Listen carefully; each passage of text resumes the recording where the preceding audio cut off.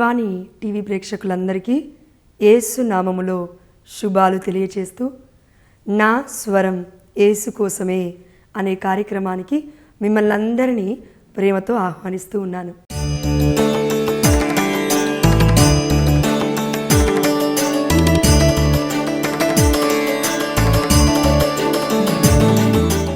ప్రపంచమంతా తెలుసు, పరిశుద్ధమైన మన యేసు ప్రభువారు పవిత్ర శిశువుగా మరియ తల్లి గర్భములో వెలుగువలే ఉదయించి ఈ లోకానికే రక్షకుడిగా ఈ లోకానికి వచ్చాడు అని.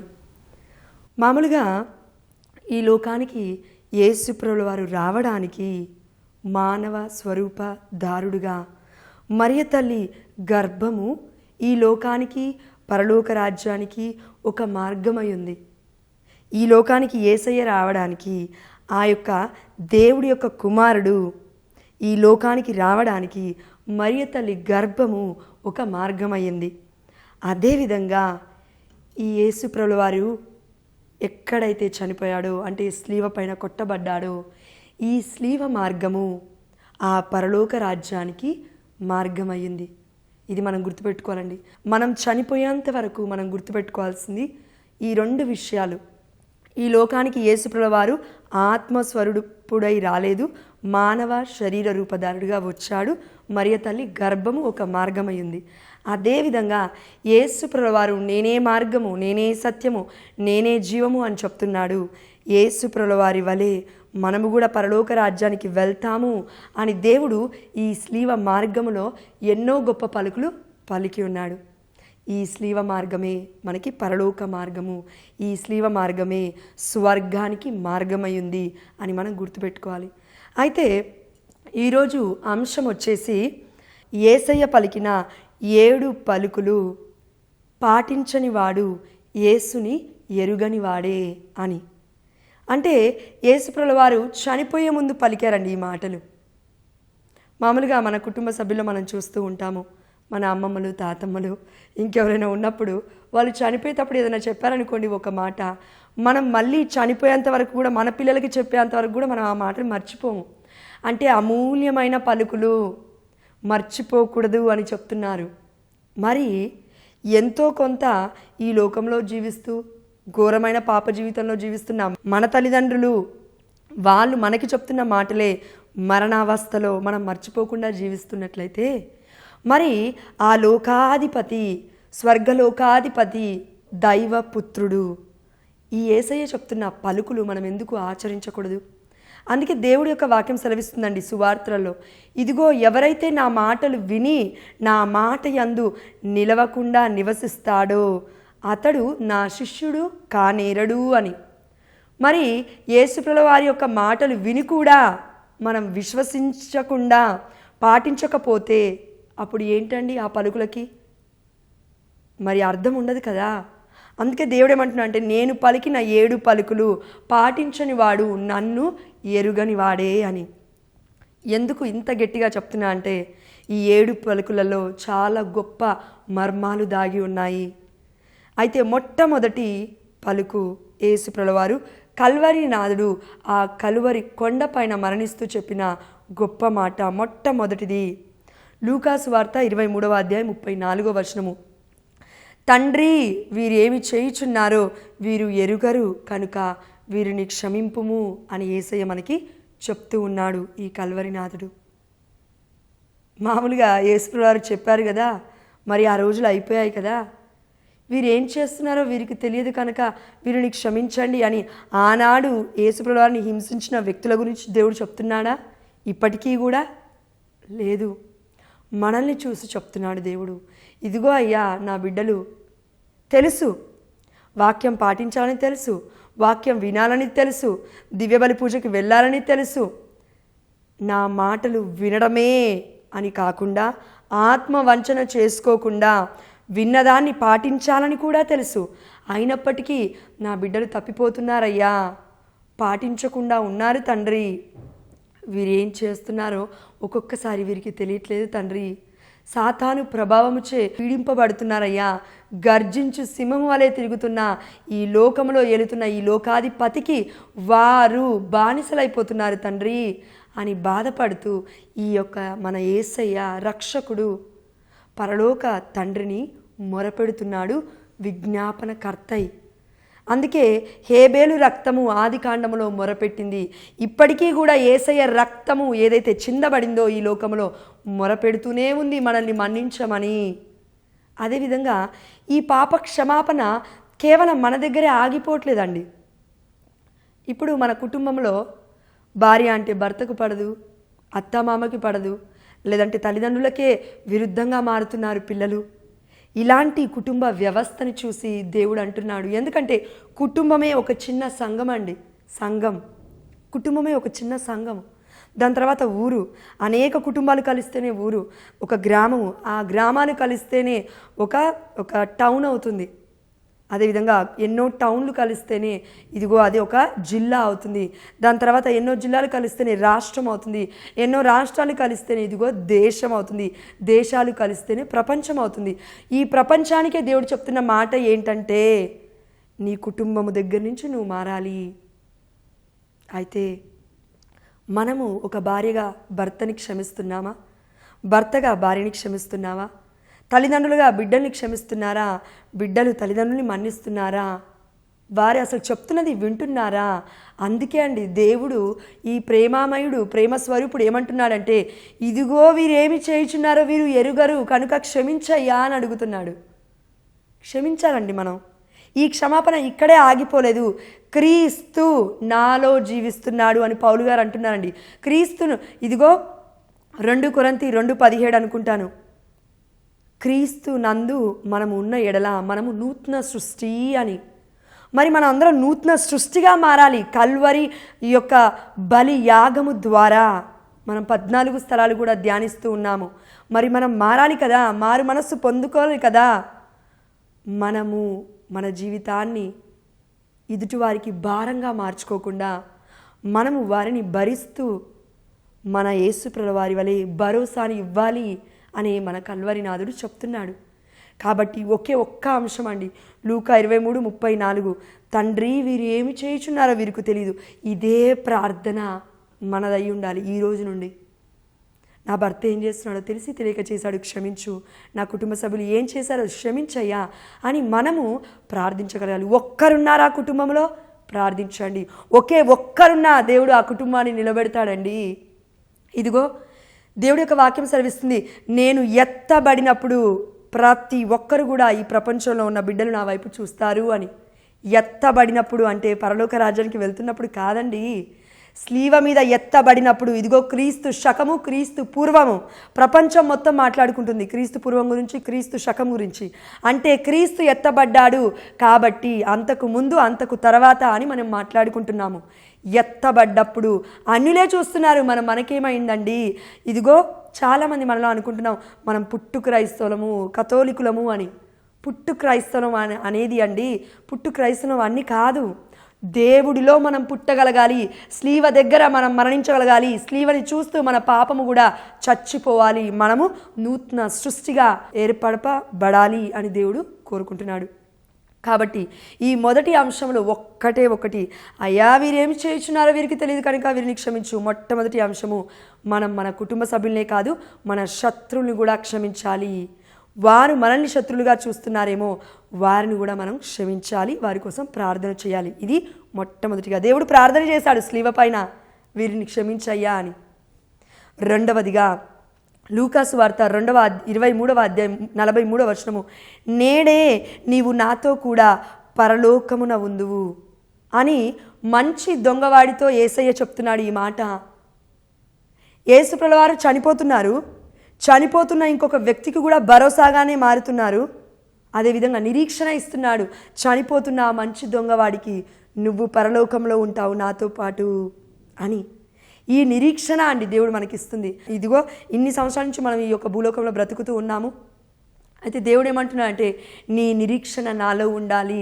ఈ కల్వరిలో అండి మనకి నిరీక్షణ, ఎత్తబడిన యేసులో అండి మనకి నిరీక్షణ. ఈ లోకంలో ఇంకొకరిని చూసి మనం బ్రతకాలి అనుకుంటే మనం చనిపోతామండి. ఒకవేళ భర్త భార్య పైన ఆధారపడుతుంటే, ఒకవేళ కుటుంబ సభ్యులు భర్తో లేకపోతే వారి యొక్క సభ్యులు ఎవరైనా చనిపోతే ఏంటి పరిస్థితి? నిరీక్షణ కోల్పోతావు. వామ్మో ఇంకా నాకు నిరీక్షణ లేదు ఈ జీవితంలో అని భయపడిపోతాం, బెంబెలెత్తిపోతాం. అందుకే దేవుడు ఏమంటున్నా అంటే, అన్నిటికంటే ముందుగా నేను నిన్ను నీ తల్లి గర్భములోనే నేను ప్రతిష్ఠించుకున్నాను. అయితే మొట్టమొదటిగా నువ్వు విశ్వసించాలి దేన్ని అంటే ఈ లోకాన్ని కాదు, ఈ లోకంతో పాటు నిన్ను సృష్టించిన ఈ సృష్టికర్త అయిన మన యేసుప్రభువు వారిని. కాబట్టి దేవుడు ఏమంటున్నా అంటే, ఇదిగో నీవు నాతో ఈ రోజున పరదేశంలో ఉంటావు. ఇదిగో దేవుడు మంచి దొంగవాడితో ఈ మాట పలుకుతున్నాడు. ఒక్క మాట, మంచి దొంగవాడికి చెడు దొంగవాడికి ఉన్న వ్యత్యాసం ఏంటంటే, మంచి దొంగవాడు చనిపోతున్న సమయంలో యేసయ్యని విశ్వసించాడు. ఈ లోకాధిపతి నా తండ్రే, ఈ రక్షకుని నేను నమ్ముకుంటే తప్పకుండా పరలోక రాజ్యము తథ్యము అని విశ్వసించాడు ఆఖరి గడియలో, చనిపోతున్న క్షణాలలో. అదేవిధంగా మనమును యేసుప్రభువు వారిని విశ్వసించగలగాలి, నిరీక్షణ ఉంచగలగాలి. మంచి దొంగవాడి వలె మనమును మారాలి. అక్కడ దొంగవాడైనప్పటికీ పరలోక రాజ్యం చేరుకున్నాడు. మనము కూడా ఈ లోకంలో ఎన్నో దొంగతనాలు, ఒకరి పేరుని మనం దొంగతనం చేస్తాము, జాబ్ని దొంగతనం చేస్తాము, బిజినెస్లో బిజినెస్లు చేస్తాము. ఇదిగో షార్ట్ కట్ వేస్గా, అంటే అతి తక్కువ సమయంలో నేను పైకి వెళ్ళిపోవాలి, రిచ్గా మారాలి, ధనికుడిగా మారిపోవాలని ఎన్నో ప్రయత్నాలు మనం చేస్తాము. అవన్నీ కూడా దేవుడు చూస్తున్నాడు. అయితే దొంగవాడి వలె ఉంటావా, మంచి దొంగవాడి వలె మారిపోతావా, ఈరోజు నిర్ణయించుకో అని దేవుడు చెప్తున్నాడు.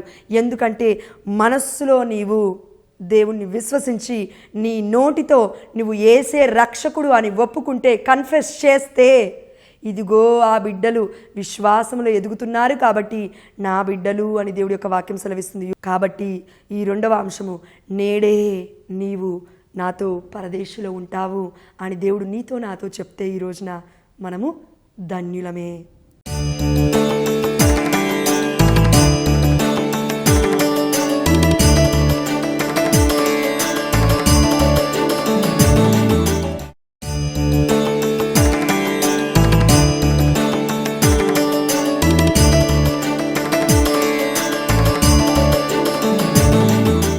యోహాను సువార్త 19వ అధ్యాయము 26 నుండి 27 వచనాలు. స్త్రీ, ఇదిగో నీ కుమారుడు, శిష్యునితో ఇదిగో నీ తల్లి అని యేసుప్రభువు వారు మరియ తల్లితో తన ప్రియమైన శిష్యుడితో చెప్తున్న పలుకు, మూడో పలుకు.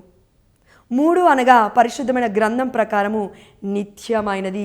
పితా, పుత్ర, పరిశుద్ధాత్మ దేవుడు ముగ్గురు అయినప్పటికీ ఒక్కడే అని మనం విశ్వసిస్తున్నాము. కన్నతల్లిన కథోలిక శ్రీ సభ ఇదే మనకి ప్రకటిస్తుంది. మరి ఈ 3వ మాట ఎందుకు ప్రపంచవ్యాప్తంగా దేవుడు చెప్తున్నప్పటికీ మర్చిపోతున్నాము? మరియ తల్లిని ఎందుకు మనం గౌరవించట్లేము? ఇదిగో ఇక్కడ యేసయ్య చెప్తున్నాడు, ప్రియమైన శిష్యుడు, వక్షస్థలమున ఉండేవాడు యేసుప్రభువు వారికి బ్రతికున్నప్పుడు. ఎవరండి? యోహాను గారు పక్కనే ఉండి చూసి, మరియ తల్లి పక్కనే ఉన్నాడు. చూడండి ఆ సమయం ఎలా ఉందంటే, స్లీవ క్రింద ఎవరూ లేరు. యేసుప్రభువు వారి దగ్గర మరియ తల్లి కనబడుతుంది, శిష్యుడు, ఆయన ప్రియమైన శిష్యుడైన యోహాను గారు కనబడుతున్నారు. అంటే యోహాను గారు చాలా అమితంగా ప్రేమించాడు యేసయ్యనే కాదు, మరియ తల్లిని కూడా. ఎందుకు అనంటే, మరియ తల్లి యోహాను గారు పక్కనే ఉండడం చూసి యేసయ్య ఒక గొప్ప బాధ్యతను అప్పగిస్తున్నాడు యోహాను గారికి. పక్కనే అంటే ఏంటండి?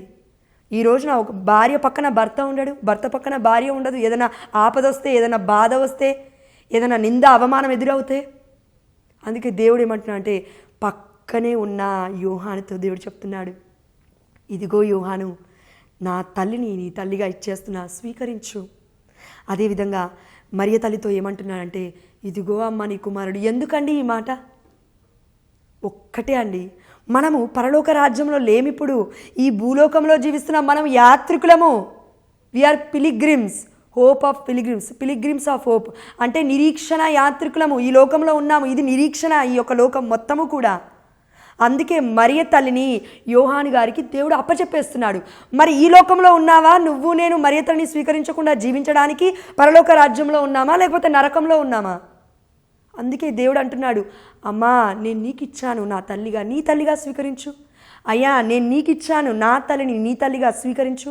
మధ్యస్థ ప్రార్థన అడుగు. అందుకే ఆ తల్లిని యోహాను గారు తన సొంత ఇంటికి తీసుకువెళ్ళను అని యోహాను సువార్త 19:27లో మనం నొక్కి వక్కానించి దేవుడు చెప్తున్నాడండి. ఒక వాక్యం దేవుడు చెప్పాడు అంటే వి షుడ్ ఒబే. దేవుడి యొక్క వాగ్దానానికి మనం కట్టుబడాలి, తప్పకుండా శిరస వహించాలి. వాక్యము వినడమే ఆత్మవంచన చేసుకోకు, విన్నదాన్ని పాటించిన వాడే నా శిష్యుడు అని దేవుడి యొక్క వాక్యం సెలవిస్తుంది. అయితే ఎంతోమంది బిడ్డలు ఈ రోజున మరియ తల్లికి ఎదురు తిరుగుతున్నారు, జపమాల ప్రార్థనలు ఆపేశారు, మరియ తల్లిని పూజిస్తున్నారు అని అబద్ధ బోధనలు చేస్తున్నారు అనేసి అనుకుంటూ ఉన్నారు. నీ విశ్వాసం ఎక్కడా? కన్నతల్లి అయిన కథోలిక శ్రీసభ నీకు నాకు ఇచ్చిన విశ్వాసం ఎక్కడా? ప్రియమైన బిడ్డ, అమ్మ మరియ తల్లిని మనం విశ్వసించాలి. ఆ తల్లిని దేవుడే తన తల్లిగా మనకి ఇచ్చేస్తున్నాడు. ఇప్పుడు నా తల్లి కాదు, నన్ను కన్న తల్లి ఇప్పుడు నా తల్లి కాదు, మీ తల్లి అని ఇచ్చేస్తున్నాడు. ఇంత గొప్ప ధన్యత్వాన్ని విడిచిపెట్టుకొని ఇంకా ఎక్కడికి పరిగెడుతున్నావు? వాక్యం వాక్యం వాక్యం అంటూ ఏ వర్గాల వైపు నువ్వు చూస్తున్నావు? కన్నతల్లి అయిన కథోలిక శ్రీసభలో అందుకే యేసుప్రభుల వారి యొక్క స్లీవ ఉంటుంది, పక్కనే చూస్తే మరియ తల్లి కూడా ఉంటుంది. స్వరూప రూపములో యేసుప్రభుల వారికి ఉన్న పేరు ప్రేమ స్వరూపుడు, ఆత్మ స్వరూపుడు. మరి మన కళ్ళ ముందున్న స్వరూపాలు మనతో మాట్లాడట్లేవా? ఈ రోజున ఎన్నో ప్లేసెస్లో యేసుప్రభుల వారు కన్నీరు కారుస్తున్నట్టుగా, మరియ తల్లి స్వరూపము కన్నీరు కారుస్తున్నట్టుగా, రక్త కన్నీరు కారుస్తున్నట్లుగా ఎన్నో విషయాలు మనం ప్రపంచవ్యాప్తంగా మన కళ్ళ ముందు జరుగుతుంటే గుడ్డివాళ్ళం అయిపోతున్నాము. ఆధ్యాత్మికమైన అంధత్వంలో మనం ఉన్నాము. గుడ్డివాళ్ళ నయమండి. అయ్యో నేను చూస్తే అన్న కనీసం ఆ స్వరూపాన్ని చూసి నేను స్వస్థత పొందుకునేవాడిని కదా అని అనుకునేవారేమో. మనకి ఆ ఆలోచన లేదు, మనకు ఆ బుద్ధి లేదు, మనకు ఆ వివేచన లేదు. దేవుడిచ్చిన వివేకాన్ని పక్కకు పెట్టి, ఈ విశ్వాస నాదుని మనం పక్కకు పెట్టి ఇప్పుడు ఏం నమ్ముతున్నామంటే ఇదిగో తప్పట్లు కొట్టుకుంటూ లైట్ల ముందు డ్యాన్స్లు ఆడుతున్న వాడిని విశ్వసిస్తూ ఉన్నాం. మనం వాక్యం అంటున్నాం ఇప్పుడు దాన్ని. అయ్యో తప్పండి. కథోలిక శ్రీసభ కల్వరి నాదుడు మనకిచ్చిన గొప్ప కుటుంబము. దీన్ని నువ్వు విడిచిపెడితే సర్వాన్ని కోల్పోతావు. ప్రియమైన బిడ్డ, అర్థం చేసుకో. ఇప్పుడు నువ్వు ఎక్కడున్నావు? మరియ తల్లిని దేవుడు మనకిచ్చాడు. అమ్మా మా మరియ తల్లి మా కోసం ప్రార్థించమ్మా అని జపమాల ప్రార్థన నువ్వు చేయడం మొదలుపెట్టు. నీ కుటుంబంలో గొప్ప కార్యాలు దేవుడు మొదలుపెట్టునుగాక. ఆమెన్. హల్లెలూయా. యేసు నామములో ఇది జరుగునుగాక. ఆమెన్. ఇది 3వ అంశము. 4వ పలుకు, నా దేవా నా దేవా నీవు నన్నేలా విడనాడితివి. చూడండి, ఇక్కడ యేసుప్రభుల వారు మత్తయి సువార్త 27వ అధ్యాయం 46వ వచనంలో నా దేవా నా తండ్రి నీవు నన్నెలా విడిచావయ్యా అంటున్నాడు. అంటే అండి ఇక్కడ మనకు ఒకటి అర్థం చేసుకోవాలి. ఈ లోకంలో మనము దేవుడి చిత్తాన్ని చేసేటప్పుడు ఎన్నో బాధలు, ఎన్నో కష్టాలు, ఎన్నో కన్నీళ్ళు, ఎన్నో అవమానాలండి. కొన్నిసార్లు అద్భుతం చేయడు దేవుడు మన పట్ల. ఒక్కొక్కసారి ఫర్ ఎగ్జాంపుల్ మనము గర్భఫలం కోసం దేవుడిని అడిగాము. దేవుడు ఏమంటే నా బిడ్డగా నువ్వు మారమ్మా, నీ గర్భాన్ని కూడా నేను ఆశీర్వదిస్తాను అంటాడు. ఆ సమయంలో ఎంతోమంది అంటారు, నువ్వు ఇన్ని ప్రార్థనలు చేస్తున్నావు, దేవుడు నీ గర్భం తెరవట్లేడా, దేవుడు నీ పట్ల అద్భుతాన్ని చేయట్లేరా అని అంటారండి. కానీ ఒక్కటే ఆన్సర్, దేవా నా చేయి ఏలా విడిచిటివయ్యా అని ఆ సమయంలో నువ్వు నేను ప్రార్థిస్తాము. ఈ లోకాన్ని చూసి, ఈ లోకము అశాశ్వతమైనది, కల్వరినాథుడు శాశ్వతుడు. అందుకే ఒక్కొక్కసారి దేవుని మనం ఎలా అంటామంటే ప్రశ్నిస్తాము, అయ్యా నా చేయి విడిచిపెట్టేశావా నువ్వు, ఎందుకయ్యా అద్భుతం చేయట్లేవు? అద్భుతాలపైన ఆధారపడువాడు అన్యుడు, దేవుడి పైన ఆధారపడువాడు ధన్యుడు. ప్రియమైన బిడ్డ, ఇది మనం గుర్తుపెట్టుకోవాలి. అద్భుతాల కోసం పరిగెట్టినన్ని రోజులు అద్భుతాలు చేశామనుకోండి, కొంతమంది వ్యక్తులు మన జీవితంలోకి వచ్చి దేవుడి నామములో మళ్ళీ వాళ్ళపైన ఆధారపడతావు, మళ్ళీ వాళ్ళ దగ్గరికి వెళ్తావు. ఒకవేళ ఈ ప్రపంచం మొత్తము గతించిపోయి నువ్వు నేనే ఉన్నామనుకోండి, అప్పుడు యేసయ్య పైన ఆధారపడతావా, గతించిపోయిన వారిపైన ఆధారపడతావా? ఇర్మియా గ్రంథము 15:7, ఇదిగో దేవుణ్ణి విడనాడి మానవ మాతృడిపై ఆధారపడువాడు శాపగ్రస్తుడు, దేవుడిపై ఆధారపడువాడు ధన్యుడు. ఇంతకన్నా గొప్ప వాక్యం ఇంకేం కావాలి? అయితే ఆ సమయం ఏంటంటే యేసుప్రభుల వారు దేవుడి చిత్తాన్ని చేస్తున్నాడు. అయితే ఇది నా చిత్తమయ్యా, ఇంకా నువ్వు అనుభవించు, చెయ్యాలి, నువ్వు తప్పదు. ఇది మరణ వేదన, బాధ, వర్ణనాతీతం, చెప్పలేనిది. కానీ ఇప్పుడు నువ్వు దీన్ని అనుభవించాలి అని దేవుడే ఈ కుమారుడి యొక్క చెయ్యి విడిచిపెట్టేసినట్లుగా అనిపిస్తూ ఉంది. అంటే అండి ఆ భారము ఎంత ఘోరమైనదంటే 5546 కంటే లోతైన గాయాలు, వీపు మొత్తం దున్నబడింది, రక్తము 6.5 లీటర్లు వెళ్ళిపోతుంది. మనకు ఒక చిన్న గుండు పిన్ను కుచ్చుకుంటేనే అబ్బా నా పని అయిపోయిందంటాం, శరీరం మొత్తం బాధే, చిన్న గుండు పిన్ను. అలాంటిది ఆ యొక్క యేసయ్య శరీరం మొత్తము దున్నబడిందండి పొలములాగా. మరి ప్రతి గాయము నుండి రక్తం వస్తుంటే మరణ వేదనలో మనుషులపై దేవుడు ఆధారపడట్లేడు, ఆ యెహోవా తండ్రిపై ఆధారపడుతున్నాడు. అంటున్నాడు, నా దేవా నా దేవా నన్నేలా చేయి విడిచితివయ్యా అని. మనము కూడా అంటాం, కానీ మన బాధలకి యేసయ్య బాధలకి తేడా ఉంది కదండి. ఈ యొక్క పరిశుద్ధుడు ఈ ప్రపంచం కోసం పరితపిస్తూ పాప విమోచన కోసమై ఇదిగో బలి అవుతున్నాడు. మనము మన కుటుంబంలో ఉన్న శ్రమలు బాధలు చూసి ఏంటండి దేవుని ప్రశ్నిస్తాం ఒక్కొక్కసారి. నీ కోసమే కదా బాధపడింది, నీ కోసమే కదా మరణం పొందింది. ఈ భారాన్ని నువ్వు పట్టుకోకుండా, ఈ యొక్క కల్వరినాథుని పట్టుకోకుండా నా భారాన్ని నేనే మోస్తానంటే మరి దేవుడు ఏం చేస్తాడు? నీ భారాన్ని దేవుడు మోస్తున్నాడు కాబట్టే, భరోసా ఇచ్చాడు కాబట్టే ఇదిగో నీవు బలంగా తయారవ్వు, భయపడకు, బలహీనత పడకు అని దేవుడి యొక్క వాక్యం సెలవిస్తుంది. ఈ 4వ పలుకులో నా దేవా నా దేవా అని అడగడం దేవుణ్ణి మర్చిపోకు, తప్పకుండా దేవుడు దీవిస్తాడు. మన దేవుడు యేసుప్రభుల వారిని విడిచిపెట్టాడు. ఒక సమయంలో మన దేవుడు మనల్ని విడిచిపెట్టాడు. కామ్గా ఉంటాడు, అంతే, సైలెంట్గా ఉంటాడు కొన్ని విషయాల్లో. దానికి అర్థము ఇంకా నువ్వు దేవుణ్ణి తెలుసుకోవాలి అని అర్థము. 5వ అంశము, 5వ పలుకు, యోహాను సువార్త 19వ అధ్యాయం 28వ వచనము, నాకు దాహమగుచున్నది. ఈ లోకంలో యేసుప్రభుల వారు జీవించిన రోజులు ఎప్పుడూ కూడా అపోస్తలతో లేదంటే శిష్యులతో నాకు దాహమగుచున్నది నీళ్లు తీసుకురండి అని అనలేదు. సమరయ స్త్రీతో బావి దగ్గర ఉన్నప్పుడు నేనే జీవజల నదిని నీకు ఇస్తా అన్నాడు. దాని తర్వాత సమరయ స్త్రీతో ముచ్చటించి అయిపోయిన తర్వాత శిష్యులు వచ్చి యేసుప్రభుల దగ్గరికి వచ్చి అంటున్నారు, అయ్యా మేము ఇదిగో మీకు నీటిని తెచ్చాము, మీకు ఆహారాన్ని తెచ్చామంటే నా దాహము, నా యొక్క భోజనము, నా ఆహారము దేవుడి చిత్తము నెరవేర్చడమే అన్నాడు. యోహాను సువార్తలో 4వ అధ్యాయం అనుకుంటాను. అంటే దేవుడి చిత్తాన్ని చేస్తున్న యేసయ్యకి నాకు దాహమగుచున్నది అని మళ్ళీ ఎందుకు అంటున్నాడు? ఈ లోక ప్రాపంచిక విషయంలో దేవుడు అనట్లేడు, ఆత్మ గురించి దేవుడు మాట్లాడుతున్నాడు. దేవుడి దాహము అయిపోయిందండి. ఈ లోకంలో 33.5 ఏళ్ళు బ్రతికినప్పుడు, 3.5 సంవత్సరం దేవుడు పరిచర్య చేసినప్పుడు ఇదిగో దేవుడి యొక్క రాజ్యము సమీపించింది, మీరు హృదయ పరివర్తనం చెందండి అని యేసయ్య చెప్పాడు. అంతకంటే ముందు వచ్చిన బప్తిస్మ యోహాను చెప్పాడు. ఇప్పటికీ శిష్యులు చెప్తున్నారు, ఇప్పటికీ యాజకులు చెప్తున్నారు, ఇప్పటికీ ప్రపంచం మొత్తం మారు మోగుతుంది, మారు మనస్సు పొందండి, కల్వరినాథుని చూడండి అని. దేనికి అంటే ఆ దాహము తీర్చడానికి. ఏ దాహం? ఆత్మదాహము. ఇది ఎవరి దాహము? దేవుడి దాహము. దేవుడి ఆత్మ మనలో పెట్టాడు, పరిశుద్ధాత్మ శక్తిని. ఆ శక్తికి ఏ దాహం ఉంటుందంటే ఆత్మలు రక్షింపబడాలి, దేహము కాదండి, ఆత్మలు రక్షింపబడాలి. ఈ దాహాన్ని వెళుతూ వెళుతూ యేసయ్య ఎవరిపైన ఊదాడు అనంటే యాజకులపై. యోహాను సువార్త 20వ అధ్యాయం 23వ వచనము, ఇదిగో నేను మీద శ్వాసని ఊదుతున్నాను, పరిశుద్ధాత్మను పొందుడు. మీరు ఎవరి పాపములైనా మన్నించిన ఎడల అవి మన్నించబడును, ఎవరి పాపములైనా మీరు క్షమింపని ఎడల క్షమింపబడవు. అందుకే పాప సంకీర్తనలో గురువుల దగ్గరికి వెళ్ళి మనం పాప సంకీర్తన తీసిన తర్వాత మనకి ఒక మంచి మనస్సు ఉంటుంది, ఆనందంగా ఉంటాం మనం. మారు మనసుకి అర్థం అది. కాబట్టి దేవుడి దాహము మనం తీర్చడానికి ఈ లోకానికి వచ్చాము. ఆ దాహం పేరే ఆత్మదాహము. ఆ దాహం పేరే ఆత్మను రక్షించడము. యేసయ్య చేశాడు, అయిపోయింది. ఇప్పుడు శిష్యులుగా మనం చేయాలి. అదేవిధంగా ఒక భర్తగా భార్య యొక్క ఆత్మ కాపాడబడాలి అని నువ్వు ప్రార్థించాలి. అది ఆత్మదాహం అంటే. నీ కుటుంబముల యొక్క ఆత్మలు రక్షింపబడాలి, అది ఆత్మదాహం అంటే. అయ్యా ఈ దాహాన్ని తీర్చు అని కుండలలో నీళ్ళు పోసుకొని తాగడం కాదండి, ఫ్రిడ్జ్లలో నీళ్ళు పెట్టుకొని తాగడం కాదండి. ఇది అశాశ్వతమైనది. శాశ్వతమైన భోజనముకై నువ్వు నేను పరితపించాలి. అశాశ్వతమైన భోజనము వ్యర్థము అని దేవుడి యొక్క వాక్యం కూడా సెలవిస్తుంది. 6వ పలుకు, సమాప్తమైనది. యోహాను సువార్త 19వ అధ్యాయము 30వ వచనము, ముగింపు మరో ప్రారంభం అవ్వాలి. దేవుడు ఏమంటున్నాడు ఇక్కడ? సమాప్తమైనది, ముగించింది అంతా. ఈ లోకానికి నేను వచ్చాను, అయిపోయింది. ఇప్పుడు నేను నా ఆత్మను మీకు ఇస్తున్నాను, నా ముగింపు మీకు మరో ప్రారంభం అవ్వాలి.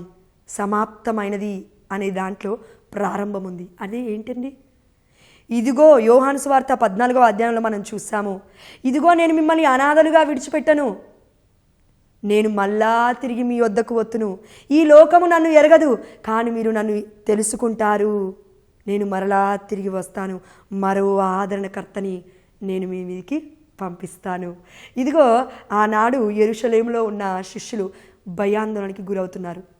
దేవుడు ఒకటే మాట అన్నాడు, మీరు అక్కడే ఉండండి, మీరు తండ్రి నుండి ఆత్మను పొందుకునేంత వరకు బయటికి వెళ్ళొద్దు, యెరూషలేము దాటొద్దు అన్నాడు. ఎందుకండి? సమాప్తం అవ్వకుండా ఉండడానికి, మనల్ని ఎవరైనా చంపకుండా ఉండడానికి పరిశుద్ధాత్మ శక్తితో దేవుడు మనల్ని నడిపిస్తాడు. అప్పుడు మనల్ని చూసేవారికి కూడా భయం వేస్తుంది. ఆత్మతో నడిపింపబడుతున్నాం కదా, అగ్ని చేత నడిపింపబడుతున్నాము కదా, మనల్ని ముట్టుకోవడానికి కూడా భయపడుతుంది సాతాను. దుష్టుడు మనుషుల ద్వారానే కదండి దుష్టుడు వచ్చేది. ఎస్, కాబట్టి దేవుడు ఏమంటున్నా అంటే, సమాప్తమైనది, నా జీవితం సమాప్తమైందేమో కానీ నేను మీకు ఇచ్చిన ఆత్మ సమాప్తం అవ్వదు ఎప్పటికీ కూడా. భూ దిగంతముల వరకు మీరు నాకు సాక్షులై ఉంటారు అని దేవుడి యొక్క వాక్యం సెలవిస్తుంది. కాబట్టి ఒకవేళ నువ్వు నేను దేవుడి పరిచర్య మొదలు పెట్టుంటే, ప్రారంభాన్ని ఎవరైనా చేస్తారు, మొదలు పెట్టడం ఎవరైనా చేస్తారు, కానీ ఆ యొక్క ప్రారంభించిన ఆ యొక్క పరిచర్య అయినా ఇంకా ఏ యొక్క పని అయినా దేవుడిలో దాన్ని ముగించాలి. మొదలుపెట్టిన వాళ్ళు ముగించాలి. అంటే ముగింపు ఎప్పుడండి అయ్యేది? ఫర్ ఎగ్జాంపుల్ ఇప్పుడు నేనున్నాను, ముత్తంగి చర్చికి వెళ్ళాలనుకోండి, నేను ఇక్కడ నా ఇంటి దగ్గర స్టార్ట్ అవ్వాలి. ముత్తంగి చర్చికి వెళ్ళే దగ్గరికి డెస్టినేషన్ వచ్చేసింది, అయిపోయింది. అక్కడ ఆగిపోయి నేను చర్చి లోపలికి వెళ్ళి వాక్యాన్ని వింటున్నాను, యాజకులు చెప్తున్న వాక్యం, అక్కడ ఆగిపోయింది నా డెస్టినేషను. ఈ యొక్క కేవలం ఆ 1-2 గంటల ప్రయాణం. కానీ పిలిగ్రిమ్స్ ఆఫ్ హోప్, నిరీక్షణ యాత్రికులుగా నా నిరీక్షణ దేవుడిలో ఎప్పుడు ఆగాలి అంటే, దేవుని చేరుకునేంత వరకు ఆగకూడదు ప్రియమైన బిడ్డ. అందుకే మొదలుపెట్టిన ఈ యొక్క జీవితాన్ని ముగించాలి అంటే దేవుడి దగ్గర మాత్రమే అది ముగియాలి, ఇంకెక్కడా కూడా ఆగకూడదు. అంటే ఆత్మ గురించి దేవుడు చెప్తున్నాడు. మన ఆత్మ నశించదు. దేవుడే ఒక మాట అన్నాడండి ఇక్కడ సువార్తలలో, నాకు వాక్యం ఎగ్జాక్ట్గా గుర్తులేదు. అదేంటంటే, నీ శరీరాన్ని కాదు, నీ ఆత్మతో పాటు నీ శరీరాన్ని ధ్వంసము చేసేవారికి నువ్వు భయపడాలి, బాధపడాలి. నీ శరీరాన్ని చూసి ఎందుకు భయపడుతున్నావు? అందుకే కన్నతల్లిన కథోలిక శ్రీ సభలో ఇప్పటికీ 10,000 మంది కంటే ఎక్కువగా పునీతులు ఉన్నారు అని చరిత్ర చెప్తుంది. వాళ్ళందరూ కూడా దేవుడి చిత్తం చేసిన వారే అని మనం గుర్తుపెట్టుకోవాలి. అదేవిధంగా ఈ యొక్క 6వ అంశంలో, సమాప్తమైనప్పటికీ, మన జీవితాలు ఎలా ఉన్నప్పటికీ, మనం కింద పడిపోతున్నప్పటికీ మరలా తిరిగి లేవాలి. దేవుడు మనకిచ్చిన కార్యాన్ని మొదలుపెట్టి ముగించే వరకు మనము దాన్ని ఆపకూడదు. ఎందుకంటే దేవుడికి ముఖ్యము, మెస్సయ్యకి ముఖ్యము ముగింపే, ప్రారంభము కాదు అని గుర్తుపెట్టుకోవాలి. 7వ పలుకు, లూకాసు వార్త 23వ అధ్యాయము 46వ వచనము, తండ్రి, నా ఆత్మను నీ చేతికి అప్పగించుచున్నాను అని. దేవుడు నిన్ను నన్ను లేవనెత్తాలనుకుంటే ఆత్మతో పాటు శరీరాన్ని కూడా తీసుకువెళ్తాడు. దానికి నిదర్శనం మోషే గారు. ఎలా చెప్తున్నాను అంటే, ఇదిగో యూదా రాసిన లేఖ 1వ అధ్యాయం 9వ వచనంలో మీకాయేలు, అదేవిధంగా సాతాను దూత, వారిద్దరూ కూడా మాట్లాడుతున్నారు. మోషే శరీరం నాది అని కొట్లాడుకుంటున్నారు. అంటే మోషే శరీరాన్ని కూడా కాపాడడానికి మికాయేలు దేవదూత ప్రధానుడు వచ్చాడంటే, మోషే శరీరం ఎక్కడుంది? పరలోక రాజ్యంలో ఉంది. ఎలా చెప్పొచ్చు?